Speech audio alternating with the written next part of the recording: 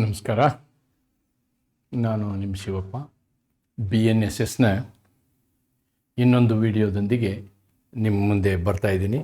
V are into unit 3 of BNSS. Unit 3 of BNSS. And in that today I am talking about the importance of evidence. How the courts will record the evidence. ದಾಖಲೆಗಳನ್ನು ಯಾವ ರೀತಿ ಕೋರ್ಟಿನಲ್ಲಿ ಪರಿಗಣಿಸಿ ದಾಖಲೆ ಮಾಡಲಾಗ್ತದೆ, ಆಧಾರಗಳನ್ನು, ಸಾಕ್ಷ್ಯಾಧಾರಗಳನ್ನು. Evidence ಅಂತಂದರೆ ನಾವೇನು ಹೇಳ್ಬೋದು? ಸಾಕ್ಷ್ಯಾಧಾರ, ಸಾಕ್ಷ್ಯಾಧಾರಗಳು. ಒಬ್ಬ ವ್ಯಕ್ತಿಗೆ ಶಿಕ್ಷೆ ಆಗುವುದು ಅಥವಾ ಖುಲಾಸೆ ಆಗುವುದು ಕೇವಲ ಈ ಸಾಕ್ಷ್ಯಾಧಾರಗಳ ಮೇಲೆ ಅವಲಂಬಿತವಾಗಿರ್ತದೆ.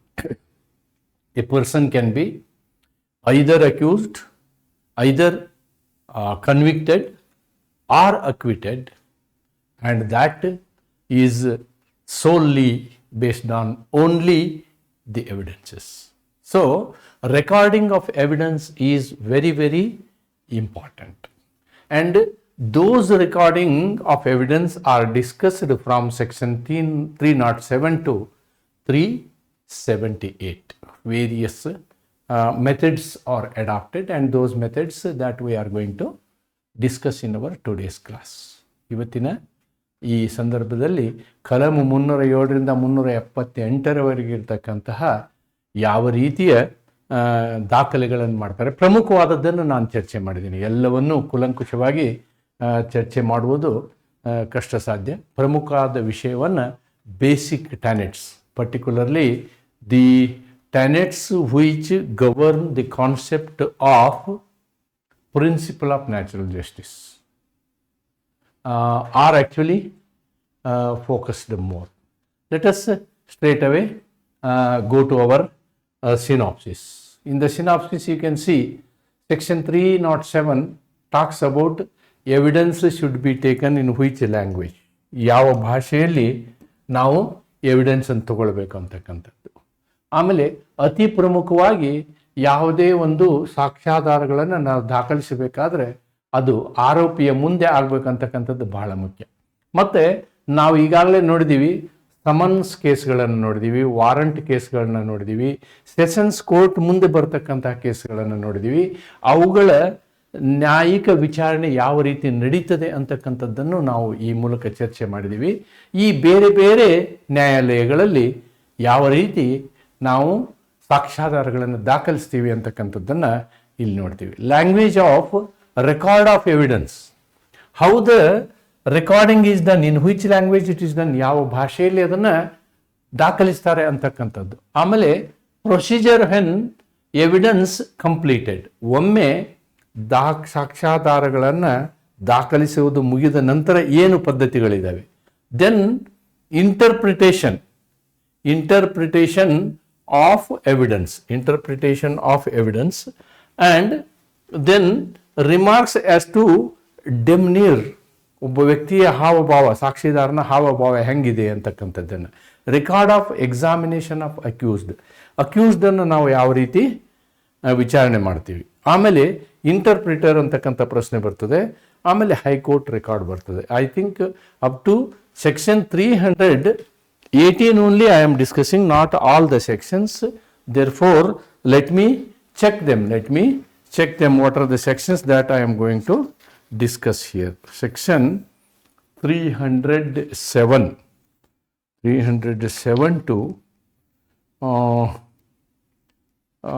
I am actually discussing up to 318 only.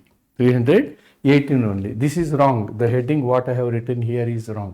This is 318. This is 318. 318, not 378. It is wrongly written there. Make a correction. The syllabus is prescribed this much only. Mode of taking and recording evidence. Actually, from 319 to 336, Commission of Examination of Witness. That is talking about commission. So that I am not going to discuss here. That I am not going to discuss. Okay. Because what is prescribed in the syllabus only I am discussing. Right. Now, with this introduction of the synopsis, let me go section by section. Mode of taking and recording evidence. ಸಾಕ್ಷ್ಯ ಪಡೆಯುವ ಮತ್ತು ದಾಖಲಿಸುವ ವಿಧಾನ. Section 307 to 318. So the first section talks about the language of the court. ನ್ಯಾಯಾಲಯದ ಭಾಷೆಯ ಬಗ್ಗೆ ನಮ್ಮ 307 ಮಾತಾಡ್ತದೆ. ಯಾವ ಭಾಷೆ ಇರಬೇಕು ಅನ್ನುವುದನ್ನು ರಾಜ್ಯ ಸರ್ಕಾರ ನಿರ್ಧರಿಸ್ತದೆ. ನ್ಯಾಯಾಲಯದಲ್ಲಿ ಯಾವ ನ್ಯಾಯಾಲಯದಲ್ಲಿ ಯಾವ ಭಾಷೆ ಇರಬೇಕಂತಕ್ಕಂಥದ್ದನ್ನು ನ್ಯಾಯಾಲಯ ನಿರ್ಧರಿಸ್ತದೆ. ಕರ್ನಾಟಕಕ್ಕೆ ಸಂಬಂಧಿಸಿದಂತೆ ಕರ್ನಾಟಕದ ಎಲ್ಲ ರಾಜ್ಯಗಳಲ್ಲಿ ನಮ್ಮ ನ್ಯಾಯಾಲಯಗಳು ಕನ್ನಡವನ್ನು ಭಾಷೆಯಾಗಿ ಬಳಸ್ತೀವಿ.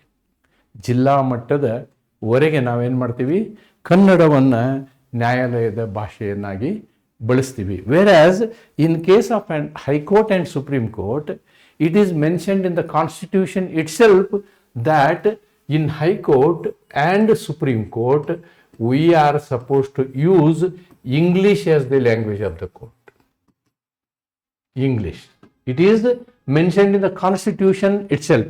Whereas for the district level and subordinate courts, it has been empowered to the state government. ಈ ಕೋರ್ಟಿನ ಭಾಷೆ ಏನಿರಬೇಕು ಅನ್ನೋದನ್ನು ರಾಜ್ಯ ಸರ್ಕಾರ ನಿರ್ಧರಿಸಬೇಕು ಅನ್ನೋದನ್ನು ನಾವಿಲ್ಲಿ ನೋಡ್ತೀವಿ. That is section 307. Now will go to 308. What is the object of 307? Object is simple. Its validity, its consistency and its clarity. ಅಂದರೆ ಒಬ್ಬ ವ್ಯಕ್ತಿಗೆ, ಆಪಾದಿತ ವ್ಯಕ್ತಿಗೆ ಏನು ವಿಚಾರಣೆ ನಡೀತಿದೆ ಅನ್ನೋದು ಅದರ ಸ್ಪಷ್ಟತೆ ಇರಬೇಕು. ಆ ಕ್ಲಾರಿಟಿ ಕೊಡೋದಕ್ಕೋಸ್ಕರ ನಾವೇನು ಮಾಡ್ತೀವಿ, ಲೋಕಲ್ ಭಾಷೆಯನ್ನು ಉಪಯೋಗಿಸ್ತೀವಿ, ಆಡು ಭಾಷೆಯನ್ನು ಉಪಯೋಗಿಸ್ತೀವಿ.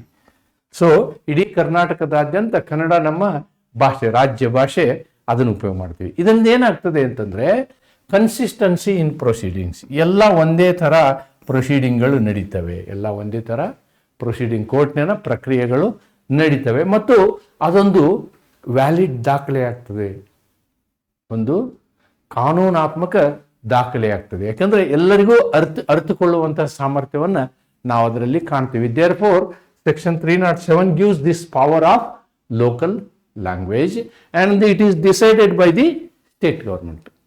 ಯಾವ ಭಾಷೆ ಇರಬೇಕು ಅನ್ನೋದನ್ನು ರಾಜ್ಯ ಸರ್ಕಾರ ನಿರ್ಧರಿಸ್ತದೆ.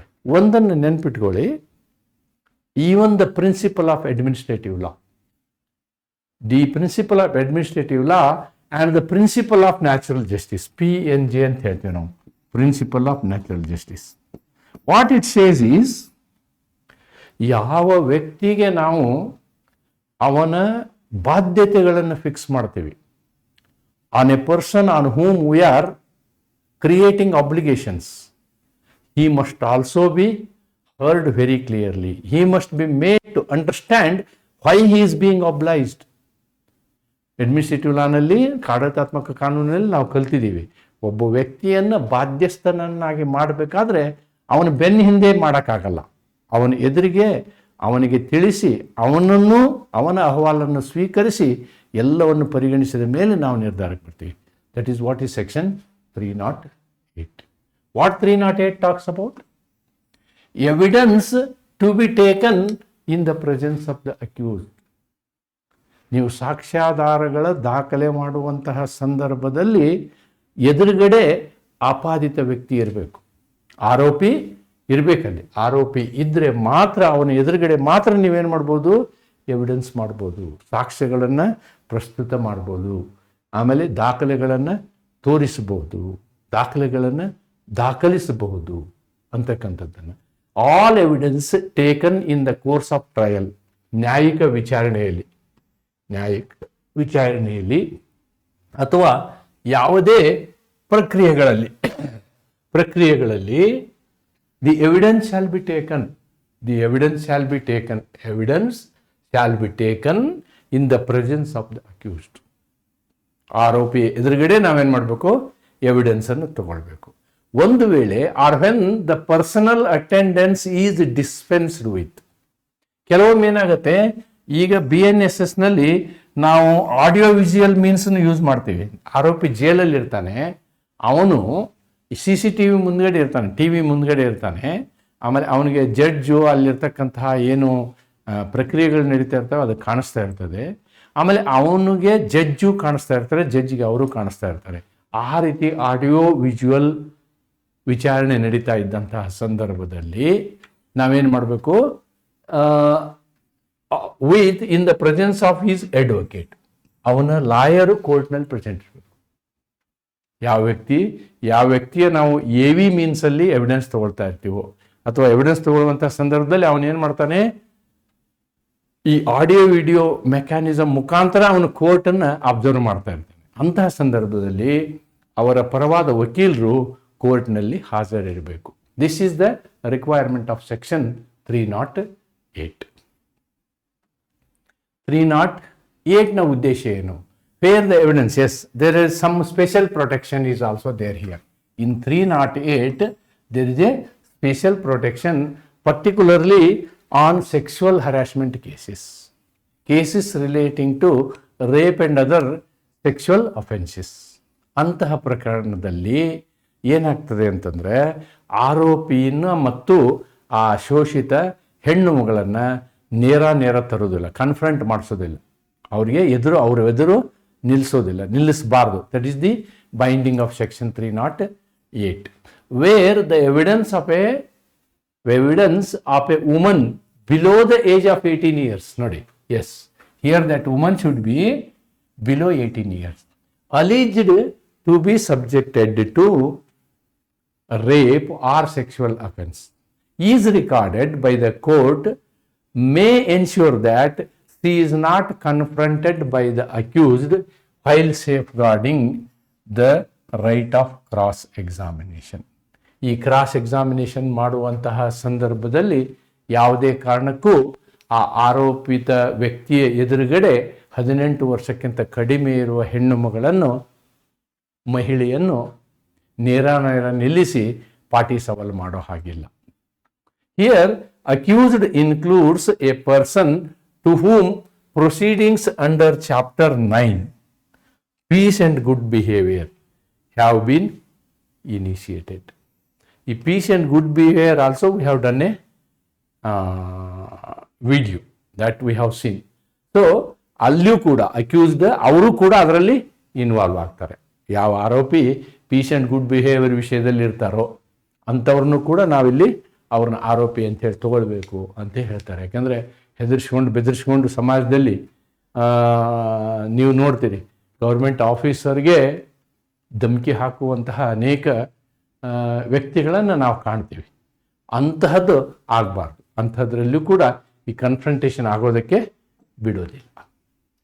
Section 309, record of evidence. Yes, we will start from lower serious offense, less serious offense, more serious offense. Less serious offense is a summons case. Serious offense is magistrate court or warrant case, and very serious offense is at the sessions court. ಈ ರೀತಿ ನಡೀತವೆ. ಬಹಳ ಗಂಭೀರ ಅಪರಾಧಗಳಲ್ಲಿ ನೋಡಿ, ಕೋರ್ಟ್ಗಳು ಒಂದು summons case, summons cases, warrant cases, warrant cases. ಈ warrant cases ಇಬ್ಬರ ಕೆಳಗಡೆ ನಡೀತವೆ. ಒಂದು it may be JMFC or JMSC, ಇನ್ನೊಂದು ಸೆಷನ್ಸ್ ಕೋರ್ಟ್. ಸೆಷನ್ಸ್ ಕೋರ್ಟ್ ಹೀಗೆ ಅಂದ್ರೆ 3 ಹಂತದಲ್ಲಿ. ಇದು ಕೂಡ ಇದು JMFC, ನಾರ್ಮಲಿ JMSCನಲ್ಲಿ ನಡೆಯುತ್ತೆ. ಸೊ ಇದು ಒಂದು ತರಹದ ಪ್ರಕರಣ, ಇದು 2ನೇ ತರಹದ ಪ್ರಕರಣ, ಇದು 3ನೇ ತರಹದ ಪ್ರಕರಣ. ಬಹಳ ಗಂಭೀರ, ಅತಿ ಗಂಭೀರ, ಅತಿ ಗಂಭೀರ, ಅತಿ ಗಂಭೀರ ಅಂದ್ರೆ rape, murder, murder above 7 years, above 7 year offence. ಅದೇ ತೆರನಾಗಿ ಇಲ್ಲಿ ಉಳಿದಂತಹ ಗಂಭೀರ ಪ್ರಕರಣ, ಇಲ್ಲಿ ಗಂಭೀರ, ಇದು ಗಂಭೀರವಲ್ಲದ, ಗಂಭೀರವಲ್ಲದ, ಈ ರೀತಿಯಾದಂತಹ ಪ್ರಕರಣಗಳನ್ನು ನಾವು ಕ್ಲಾಸಿಫಿಕೇಶನ್ ಮಾಡ್ತೀವಿ. ನೆನ್ಪಿಟ್ಕೊಳ್ಳಿ, ಇಲ್ಲಿ ನಾವು ಹೆಚ್ಚು ಕಾಳಜಿ ತಗೊಳ್ಲಿಕ್ಕಿಲ್ಲ, ಇಲ್ಲಿ ಹೆಚ್ಚು ಕಾಳಜಿ ತಗೋತೀವಿ, ಇಲ್ಲಿ ಅತಿ ಹೆಚ್ಚು ಕಾಳಜಿ ತಗೋತೀವಿ ಎವಿಡೆನ್ಸ್ ತಗೋಬೇಕಾದ್ರೆ. ಅದನ್ನು ನೀವು ಗಮನಿಸಬೇಕು. ಇಲ್ಲಿ 309 ಇಂದ ನೀವು ಗಮನಿಸಬೇಕು. In summons cases enquiries under section 164 to 167, the proceedings under section 491 otherwise than in a trial the magistrate shall make. ನೋಡಿ, ಇವುಗಳನ್ನ ಹೊರತುಪಡಿಸಿ, 491 ಪ್ರಕರಣಗಳನ್ನ ಸೀರಿಯಸ್ ಪ್ರಕರಣಗಳನ್ನ ಹೊರತುಪಡಿಸಿ ಏನು ಮಾಡಬೇಕು, ಮ್ಯಾಜಿಸ್ಟ್ರೇಟು ಎವಿಡೆನ್ಸ್ನ ತಗೊಂಡು ಅದಕ್ಕೊಂದು ಮೆಮೊರಾಂಡಮ್ ರೆಡಿ ಮಾಡಬೇಕು. Memorandum of evidence. ಅವನು ಸಾಕ್ಷ್ಯಾಧಾರಗಳನ್ನು ಕೇಳ್ಕೊಳ್ತಾನೆ, ಕೇಳ್ಕೊಂಡು ಯಾರು ನ್ಯಾಯಾಧೀಶರು ಕೇಳ್ಕೊಳ್ತಾರೆ, ಕೇಳ್ಕೊಂಡು ಅದರ ಮೇಲೆ ಅದರ ಸಾರಾಂಶವನ್ನು ಒಂದು ಮೆಮೊರಾಂಡಮ್ ಮಾಡಿ ದಾಖಲು ಮಾಡ್ತಾರೆ. That is what is done in 309. Summons ಪ್ರಕರಣಗಳು ಕಲಂ 164ರಿಂದ 167 ವಿಚಾರಣೆಗಳು. ಆದರೆ 491 ಬಿಟ್ಟು ಏನು ಮಾಡ್ತೀವಿ ನಾವು, ಸಾಕ್ಷ್ಯದ ಸಾರಾಂಶವನ್ನು ನ್ಯಾಯಾಲಯದ ಭಾಷೆಯಲ್ಲಿ ಸ್ಮರಣಿಕೆ ರೂಪದಲ್ಲಿ ದಾಖಲಿಸುತ್ತೇವೆ. Will prepare only a memorandum of evidence, ಅದನ್ನು ಮಾಡ್ತೀವಿ. ಸೊ ಈ ಮೆಮೊರಾಂಡಮ್ ಆಫ್ ಎವಿಡೆನ್ಸ್ ಏನಾಗುತ್ತೆ ಅಂದರೆ, if unable to do so personally, magistrate ಈ ಮೆಮೊರಾಂಡಮನ್ನು ತಾವು ಸ್ವತಃ ಮಾಡಲಿಕ್ಕೆ ಸಾಧ್ಯತೆ ಇಲ್ಲ ಅಂದರೂ ಕೂಡ ಏನು ಮಾಡ್ತಾರೆ, he shall record reasons to cause it to be written or dictated in the open court. Open ಕೋರ್ಟ್ನಲ್ಲಿ ಅದನ್ನು ಡಿಕ್ಟೇಟ್ ಆಗುವ ಹಾಗೆ ಮಾಡ್ತಾರೆ. The memorandums of shall be signed by the magistrate. This is very important. ಒಮ್ಮೆ ಏನು memorandum ತಯಾರು ಮಾಡ್ತಾರೋ, open ಕೋರ್ಟ್ನಲ್ಲಿ ಮಾತಾಡಿದ ನಂತರ ಒಂದು ಮೆಮೊರಾಂಡಮ್ ತಯಾರು ಮಾಡ್ತಾರೋ, ಅದಕ್ಕೆ ಮ್ಯಾಜಿಸ್ಟ್ರೇಟ್ ಅವರು ಕಡ್ಡಾಯವಾಗಿ ಸಹಿ ಹಾಕಬೇಕಾಗುತ್ತೆ. That is the safeguard we are maintaining. Then comes little serious case. Warrant case ಅಂತೀವಿ ನಾವು. Warrant cases evidence shall be recorded by the magistrate himself. ನೋಡಿ, ಇಲ್ಲಿ he may be a magistrate personally, unable to do personally, magistrate shall record. It can be given to other person, but here it is very, very important. It is to be done by himself, by dictation in open court, under his direction, due to incapacity. ಅಕಸ್ಮಾತು ಅವನು ತಾನೇ ಸ್ವತಃ ಮಾಡಲಿಕ್ಕೆ ಸಾಧ್ಯತೆ ಇಲ್ಲ ಅಂದರೆ ಅವನ ಡೈರೆಕ್ಷನ್ನಲ್ಲೇ ಇನ್ನೊಬ್ಬರು ಮಾಡಬೇಕು. ಏನಿದ್ರ ಅರ್ಥ? ಇದರ ಅರ್ಥ ಇಷ್ಟೇ, ಮ್ಯಾಜಿಸ್ಟ್ರೇಟ್ ಸ್ವತಃ ಏನು ಹೇಳ್ತಾರೆ ಅದನ್ನು ಬರೀಬೇಕಾಗತ್ತೆ. ಇಲ್ಲ ಅಂದರೆ ಅವರ ಪರವಾಗಿ ಇನ್ನೊಬ್ಬರನ್ನ ಕೂಡಿಸಿರ್ತಾರೆ, ಅಲ್ಲಿ ಟೈಪಿಸ್ಟನ್ನು ಕೂಡಿಸಿರ್ತಾರೆ. ಇವರು ಹೇಳ್ತಾರೆ, ಅವರು ಟೈಪ್ ಮಾಡ್ತಾರೆ. ಆರೋಪಿ ಏನು ಹೇಳ್ತಾನೆ ಅದನ್ನು ಯಥಾವತ್ತಾಗಿ ಟೈಪ್ ಮಾಡ್ತಾರೆ. ಆಮೇಲೆ ಸಾಕ್ಷಿಗಳೇನು ಹೇಳ್ತಾರೆ ಅದನ್ನು ಯಥಾವತ್ತಾಗಿ ಟೈಪ್ ಮಾಡ್ತಾರೆ. All these things are done by dictation. ಇದನ್ನು ಜಡ್ಜು ಡಿಕ್ಟೇಟ್ ಮಾಡ್ತಾರೆ, ವಕೀಲರು ಡಿಕ್ಟೇಟ್ ಮಾಡಲ್ಲ. ಜಡ್ಜು ಅವ್ರು ಏನು ಹೇಳ್ತಾರೆ ಅನ್ನೋದನ್ನು ಕೇಳ್ಕೊಂಡು ಜಡ್ಜು ಟೈಪಿಸ್ಟ್ ಹೇಳ್ತಾರೆ, ಅವರು ಟೈಪ್ ಮಾಡ್ತಾರೆ ಅಥವಾ ಬರೀತಾರೆ. ನೋಡಿ, ಆಡಿಯೋ ವಿಡಿಯೋ ರೆಕಾರ್ಡಿಂಗ್ ಇದ್ದಾಗ ಆಲ್ರೆಡಿ ನಾನು ಹೇಳಿದ್ದೀನಿ, ಅವನು ರಿಮೋಟ್ನಲ್ಲಿ ನಿಂತ್ಕೊಂಡು ಏನೇನು ಮಾತಾಡ್ತಾನೆ ಆ ಮಾತಾಡಿರೋದನ್ನು ಅವರ ವಕೀಲರ ಸಮಕ್ಷಮದಲ್ಲಿ ರೆಕಾರ್ಡ್ ಮಾಡಲಾಗ್ತದೆ. ಅವನು ಹೇಳೋದು ಇವ್ರಿಗೆ ಕೇಳುತ್ತೆ, ಅದನ್ನು ರೆಕಾರ್ಡ್ ಮಾಡೋದು ಏನು ಮಾಡ್ತಾರೆ, ಆವಾಗ ವಕೀಲರ ಸಮಕ್ಷಮದಲ್ಲಿ ಅದನ್ನು ರೆಕಾರ್ಡ್ ಮಾಡ್ತಾರೆ ಅಂತಕ್ಕಂಥದ್ದು ಇಲ್ಲಿ 310ನಲ್ಲಿ ಬಹಳಷ್ಟು ಇಂಪಾರ್ಟೆಂಟ್. ನೋಡಿ, ಆರ್ಡಿನರಿಲಿ ನ್ಯಾರೇಟಿವ್ ಅಂದರೆ question answer form at the discretion of the magistrate. ಪ್ರಶ್ನೆ ಉತ್ತರ ಏನಿದೆ ಹೇಗಿದೆ ಹಾಗೆ ರೆಕಾರ್ಡ್ ಮಾಡ್ತಾರೆ. ಆಮೇಲೆ definitely it should be signed by the magistrate and it will become part of the record. ಆ ಕ್ವಶನ್ ಆನ್ಸರ್ ಏನು ಬರೆದಿರ್ತಾರೋ ನೋಡಿ, ಸಮನ್ಸ್ ಕೇಸಲ್ಲಿ ಬರೀ ಒಂದು ಬ್ರೀಫ್ ಬರೀತಾರೆ, ಅದಕ್ಕೆ ಮೆಮೊರಾಂಡಮ್ ಅಂತ ಹೇಳ್ತೀವಿ. ಇಲ್ಲಿ ಹಂಗಲ್ಲ, ಅವರು ಅವನೇನು ಹೇಳ್ದ, ಹ್ಞೂ ಅಂದ, ಎಸ್ ಅಂದ, ನೋ ಅಂದ, ಹೌದಂದ, ಇಲ್ಲಂದ. ಲಾಯರ್ ಏನು ಪ್ರಶ್ನೆ ಕೇಳ್ತಾರೋ ಪ್ರಶ್ನೆಗೆ ಅವನು ಏನು ಉತ್ತರ ಹೇಳ್ತಾನೋ ಉತ್ತರ ಎಲ್ಲವನ್ನು ವಿವರವಾಗಿ ಇಲ್ಲಿ ಏನು ಮಾಡ್ತಾರೆ, ರೆಕಾರ್ಡ್ ಮಾಡ್ತಾ ಹೋಗ್ತಾರೆ. That is in warrant case. Section 311 is almost like warrant case but little more serious. It is done by court of session ಅಥವಾ sessions court ಅಂತ ಹೇಳ್ತೀವಿ ನಾವು. Court of session. The word used in the code book is court of session only, always. Court of session. ನಾವು sessions court ಅಂತೀವಿ. Court of session.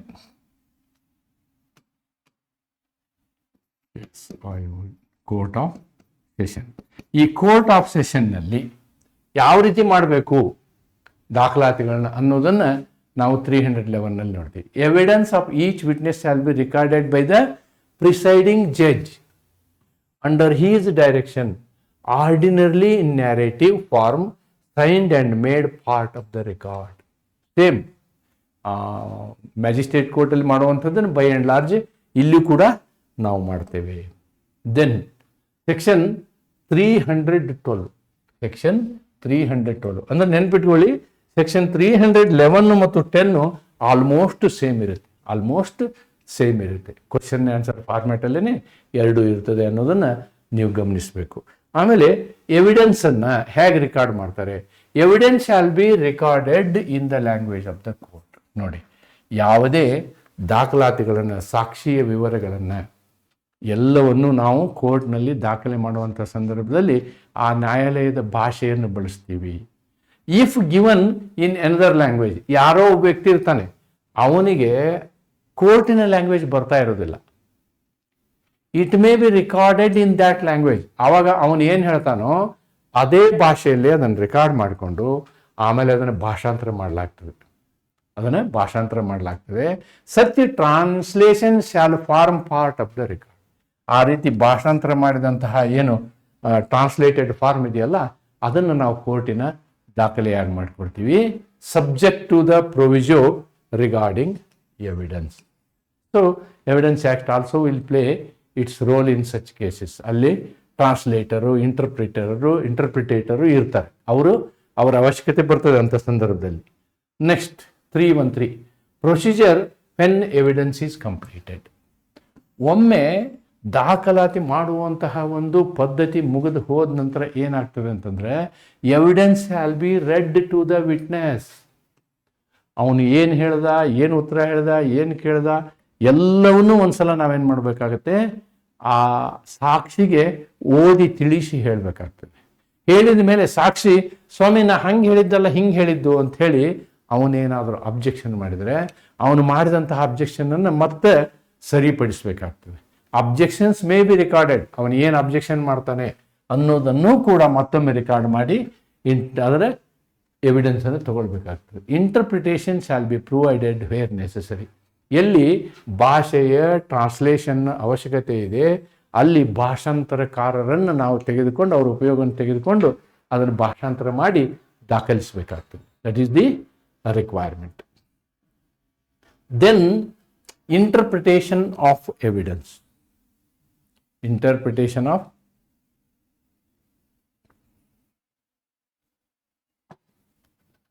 Evidence is not understood by the accused. ನೋಡಿ, ಈ ದಾಖಲೆಗಳು ಏನು ಆಗಿದ್ದಾವೆ ಅವು ಯಾವುದೋ ಬೇರೆ ಭಾಷೆಯಲ್ಲಿದ್ದರೆ ಅಕ್ಯೂಸ್ಡ್ ಆರೋಪಿಗೆ ಆ ಭಾಷೆ ಬರ್ತಾ ಇರಲಿಲ್ಲ ಅಂದರೆ ಅವಾಗ ಆರೋಪಿಗೆ ಏನು ಮಾಡ್ಬೇಕು, ನೀವು ಅದನ್ನು ಇಂಟರ್ಪ್ರೇಟ್ ಮಾಡಿ ತಿಳಿಸಿ ಹೇಳಬೇಕು. ಅವರ ವಕೀಲರು ಅದರ ತರ್ಜುಮೆ ಮಾಡಿಬಿಟ್ಟು ಅವನಿಗೆ ಮನವರಿಕೆ ಮಾಡಬೇಕು. ಎಸ್, ಹೀಗಾಗಿದೆ, ಅವನು ಹೀಗೆ ಹೇಳಿದ್ದಾನೆ, ಈ ರೀತಿ ಇದೆ, ಈ ವಿಟ್ನೆಸ್ ಹೀಗಿದೆ, ಈ ವಿಟ್ನೆಸ್ ಹೀಗೆ ಹೇಳ್ತಾರೆ. All these things are to be convinced to the ಆರೋಪಿ, accused. Interpretation of document is at courts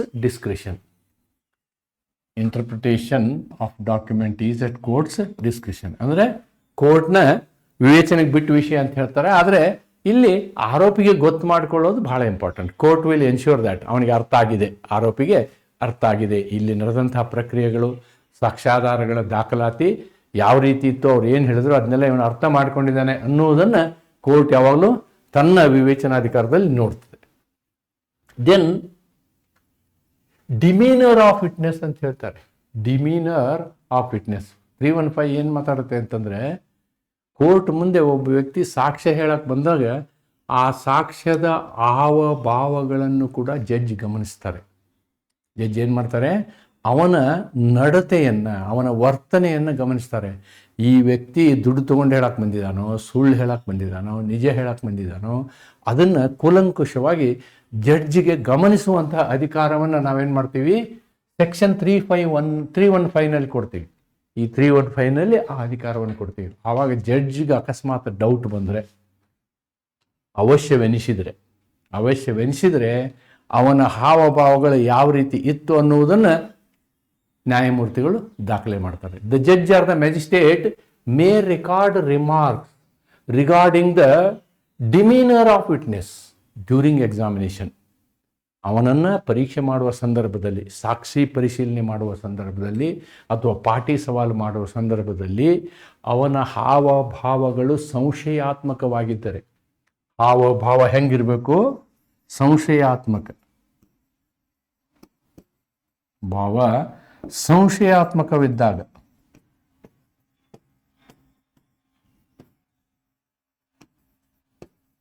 ಸಂಶಯಾತ್ಮಕವಿದ್ದಾಗ, judge ಅದನ್ನು ದಾಖಲೆ ಮಾಡುವಂತಹ ಅಧಿಕಾರವನ್ನು ನ್ಯಾಯಮೂರ್ತಿಗಳು ಹೊಂದಿರ್ತಾರೆ. ದೆನ್ 316 ಏನು ರೆಕಾರ್ಡ್ ಮಾಡ್ತದೆ, ಏನು ದಾಖಲೆ ಮಾಡ್ತದೆ ಅಂತಂದ್ರೆ, ಆರೋಪಿ ತನ್ನ ಆರೋಪದ ಬಗ್ಗೆ ಎಲ್ಲ ಸಾಕ್ಷ್ಯಗಳನ್ನು ಆಲಿಸಿದ ನಂತರ ಆರೋಪಿ ಏನು ಹೇಳ್ತಾನೆ ಅನ್ನೋದನ್ನು ರೆಕಾರ್ಡ್ ಮಾಡ್ತಾರೆ. What the accused is going to tell about the offences on him, that is also recorded. The entire examination of the accused shall be recorded in full. ಅವನನ್ನು ನ್ಯಾಯಾಧೀಶರು ಪ್ರಶ್ನೆ ಕೇಳ್ಬೋದು, ಅಪೋಸಿಟ್ ಪಾರ್ಟಿ ಪ್ರಶ್ನೆ ಕೇಳ್ಬೋದು, ಪ್ರಾಸಿಕ್ಯೂಟರ್ ಪ್ರಶ್ನೆ ಕೇಳ್ಬೋದು. ಎಲ್ಲ ವಿಚಾರಣೆಗಳನ್ನು ಕೂಡ ವಿವರವಾಗಿ ರೆಕಾರ್ಡ್ ಮಾಡ್ತಾರೆ. ಆಮೇಲೆ ವಿವರವಾಗಿ ರೆಕಾರ್ಡ್ ಮಾಡಿದ್ದೇನೆ ಅವನಿಗೆ ಓದಿ ಹೇಳ್ತಾರೆ, ರೆಡ್ ಓವರ್, ಮತ್ತೆ ಇಂಟರ್ಪ್ರಿಟ್ ಮಾಡ್ತಾರೆ. ಯಾವ ಸಾಕ್ಷಿ ಕನ್ನಡದಲ್ಲಿ ಹೇಳಿರ್ಲಿಲ್ವೋ ಅಥವಾ ಅವನ ಆರೋಪಿಗೆ ಗೊತ್ತಾಗಿರುವ ಭಾಷೆಯಲ್ಲಿ ಹೇಳದೇ ಇದ್ದಂಥ ಬೇರೆ ಭಾಷೆಯಲ್ಲಿ ಹೇಳಿದಂಥ ಸಾಕ್ಷ್ಯಗಳ ತರ್ಜುಮೆ ಮಾಡಿ ಅವನಿಗೆ ವಿವರಿಸ್ತಾರೆ.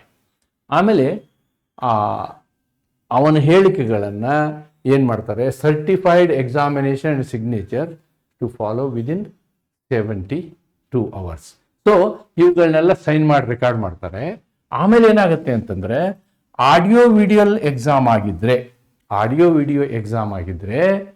72 ಗಂಟೆಯಲ್ಲಿ ಅವನ ಸಿಗ್ನೇಚರ್ ಮಾಡಿದಂತಹ ಕಾಪಿಯನ್ನು ಏನು ಮಾಡ್ತಾರೆ, ತಂದು ಜಡ್ಜಿಗೆ ಕೊಡ್ತಾರೆ. ಅದು ಸರ್ಟಿಫೈ ಆಗಿರಬೇಕು. Mostly jailer may certify here.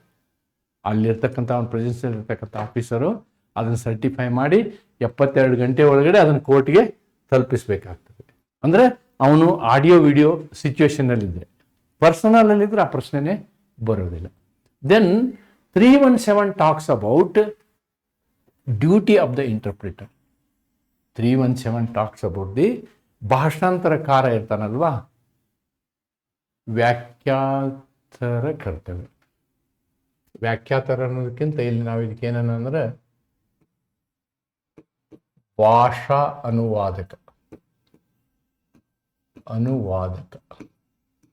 ಅನ್ನೋ ಶಬ್ದ ಯೂಸ್ ಮಾಡಿದರೆ ಕರೆಕ್ಟ್. ಭಾಷಾ ಅನುವಾದಕ ಅಂತಕ್ಕಂಥ ಶಬ್ದವನ್ನು ಉಪಯೋಗ ಮಾಡ್ಬೋದು ನೀವು. An interpreter shall be bound to state the true interpretation. ನೋಡಿ, ದಿಸ್ ಈಸ್ ವೆರಿ ಇಂಪಾರ್ಟೆಂಟ್. ಅವನು ಸತ್ಯವಾದ ರೀತಿಯಲ್ಲಿ ಏನು ಮಾಡಬೇಕು, ಭಾಷಾಂತರ ಮಾಡಬೇಕು. ಅವನು ಸಾಕ್ಷಿ ಹೇಳಿದ್ದೇ ಒಂದು, ಇವನು ಕೋರ್ಟ್ಗೆ ಹೇಳೋದು ಒಂದು ಆಗಬಾರ್ದು. ನಿಜವಾಗಿ ಸಾಕ್ಷಿ ಏನು ಹೇಳಿದ್ದಾನೆ ಅದನ್ನು ಅದೇ ರೀತಿಯಲ್ಲಿ ಭಾಷಾಂತರ ಮಾಡಿ ಅದೇ ಅರ್ಥ ಬರುವ ಹಾಗೆ ಕೋರ್ಟಿಗೆ ಅವನು ಕೋರ್ಟಿನ ಭಾಷೆಯಲ್ಲಿ ತಿಳಿಸ್ಬೇಕು. ಅದು ಆ ಇಂಟರ್ಪ್ರಿಟರ್ನ ಜವಾಬ್ದಾರಿ. ಅದರಲ್ಲಿ ಏನಾರು ಅವನು ಮೋಸ ಮಾಡಿದಾನೆ ಅಂತ ಗೊತ್ತಾದರೆ definitely he is subjected to punishment. Then record in high court. So up to this point our lower courts are over. What High Court will do? High Courtಗೆ ಹೀಗೆ ಮಾಡಬೇಕು ಅಂತೇಳಿ ಹೇಳುವಂತಹ ಅಧಿಕಾರ ಯಾರಿಗೂ ಇಲ್ಲ. State government cannot direct the high court how it should be done ಅಂತ. ಅಲ್ಲಿ ಏನು ಮಾಡ್ತಾರೆ, ಅಲ್ಲಿ ಯಾವುದೇ ರೆಕಾರ್ಡಿಂಗ್ನ ನೀವು ಮಾಡಬೇಕಾದ್ರೆ ಆ ಹೈಕೋರ್ಟ್ ತನ್ನದೇ ಆದಂಥ ನಿಯಮಗಳನ್ನು ಮಾಡ್ಕೋಬೋದು. It can create its own methods, own rules and regulations. ಅದನ್ನು ನೆನ್ಪಿಟ್ಕೋಬೇಕು ನೀವು. The high court May prescribe rules for recording evidence and examination of accused and such rules shall be followed. High court ತನ್ನ ಮುಂದೆ ನಡೆಯುವ, ಅಂದರೆ ಹೈಕೋರ್ಟಿನ ಮುಂದೆ ಏನು ವಿಚಾರಣೆ ನಡೀತಿದೆ ಅದಕ್ಕೆ ಸಂಬಂಧಪಟ್ಟಂಗೆ BNSS ಏನು ಹೇಳುತ್ತೆ ಅಂತಂದರೆ, ನೀವೇ ಒಂದು ನಿರ್ದಿಷ್ಟವಾದ ನಿಯಮಾವಳಿಗಳನ್ನು ಮಾಡಿಕೊಳ್ಳಿ ಅಂತ ಹೇಳ್ತದೆ. So it will create its own procedures. ನೆನ್ಪಿಟ್ಕೊಳ್ಳಿ. ಅದಕ್ಕೇನೆ ಏನಾಗುತ್ತೆ ಅಂತಂದರೆ, ನಾವು ಬಹಳಷ್ಟು ಸಲ ನೋಡಿದ್ದೀವಿ ಕೇರಳ ಜಡ್ಜ್ಮೆಂಟ್ಗಳು, ಕೇರಳ ಪ್ರೊಸೀಜರ್ಗಳು, ನಮ್ಮ ಕರ್ನಾಟಕದ ಪ್ರೊಸೀಜರ್ಗಳು, ಆ ಜಡ್ಜ್ಮೆಂಟ್ಗಳ ಪ್ಯಾಟರ್ನೇ ಬೇರೆ ಬೇರೆ ಥರ ಇರ್ತದೆ. ಅಂದರೆ ಅವ್ರ ರೂಲ್ಸ್, ಅದು local rules that they will follow, because these courts are constitutional courts.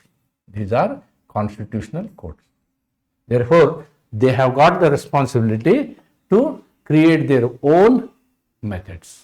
So, ಇದರಿಂದ ನಾವೇನು ಅಂದ್ಕೊಳ್ತೀವಿ ಅಂತಂದರೆ, 307ರಿಂದ 318 BNSSನ ಸೆಕ್ಷನ್ಗಳು, ಇವುಗಳನ್ನೆಲ್ಲ ಓದಿದ ನಂತರ ನಾವು ಯಾವ ನಿರ್ಧಾರಕ್ಕೆ ಬರ್ಬೋದು ಅಂತಂದರೆ, ಒಂದು ನ್ಯಾಯಯೋಚಿತವಾದಂತಹ ನ್ಯಾಯಿಕ ವಿಚಾರಣೆ ನಡೆಯುವಂಥದ್ದು, ಅದರಲ್ಲಿ ಪ್ರಕ್ರಿಯೆಗಳು ಕ್ರಮಬದ್ಧವಾಗಿ ನಡೆಯುವಂಥದ್ದು, ಶಿಸ್ತುವಿನ ರೀತಿಯಲ್ಲಿ ನಡೆಯುವಂಥದ್ದು, ಮತ್ತು ಆಡಿಯೋ ವಿಜುವಲ್ ಅಂದರೆ ಮಾಡರ್ನೈಸೇಷನ್ ಆಫ್ ಕ್ರಿಮಿನಲ್ ಪ್ರೋಸೆಸ್ಸನ್ನು ಮಾಡಿರುವಂಥದ್ದು ಎದ್ದು ಕಾಣುತ್ತೆ.